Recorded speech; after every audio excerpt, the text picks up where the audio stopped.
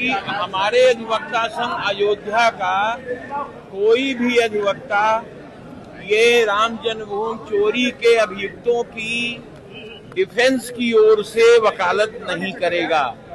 वकालत करने के वकालतनामा दाखिल करने, अब चूंकि भीड़ है तो इसीलिए ले रहे हैं, वकालतनामा दाखिल करने पर प्रत्येक नाम पर प्रमोशन स्वरूप अधिवक्ता संघ को वो 5 लाख रुपए प्रत्येक नाम से वो जमा करेगा। एक पैनल बनाया गया है जिसमें कम से कम 15 अधिवक्ता हैं, वो लोग प्रोसिक्यूशन की पैरवी करेंगे। उसमें तमाम नाम दिए गए हैं।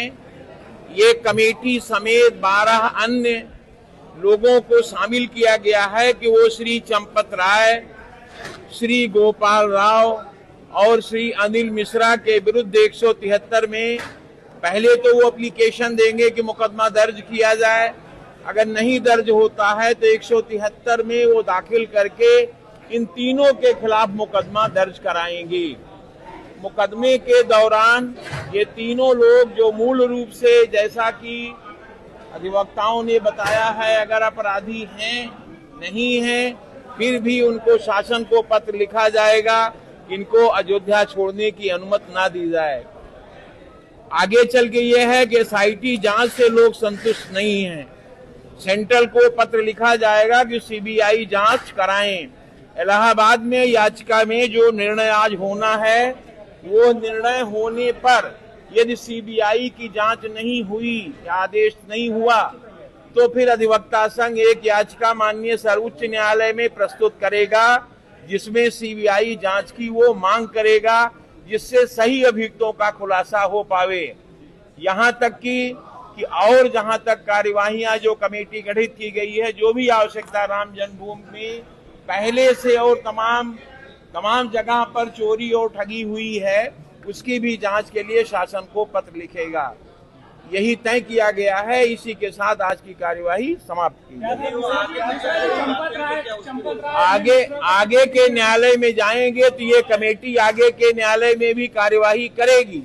उनके खिलाफ जो भी प्रोसिक्यूशन की ओर से करने की आवश्यकता होगी वो संघ अपने खर्चे से यही कमेटी को दे करके पैरवी कराएगा। माननीय सर्वोच्च न्यायालय तक अधिवक्ता संघ अयोध्या जाएंगे।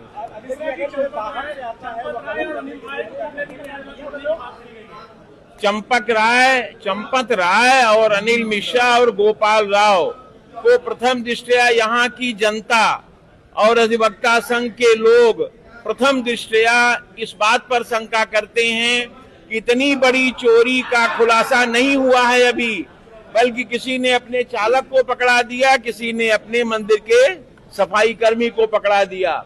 यहाँ तक कि स्थानीय लोग जो है उसमें कमेटी में नहीं हैं, इसलिए और चीजें घपले में जा रही हैं।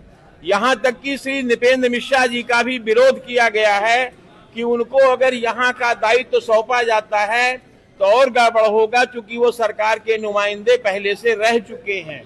और प्रश्न पूछिए कुछ। बाहर का अधिवक्ता आएगा तो बाहर के अधिवक्ता के आने पर जो यथोचित होगा वो प्रोसिक्यूशन कमेटी जो बनाई गई है वो उत्तर देगी, और उनकी भी हम लोग जांच कराएंगे कि वो गवर्नमेंट से या विश्व हिंदू परिषद से या राम जन्मभूमि से कहां से जुड़े हुए, क्योंकि ये जानते हैं आप लोग कि राम जन्मभूमि में ये मामले अपने ही वकीलों के हाथ दिए जाएंगे, जिससे कि किसी भी समय उसे ड्रॉप किया जा सके।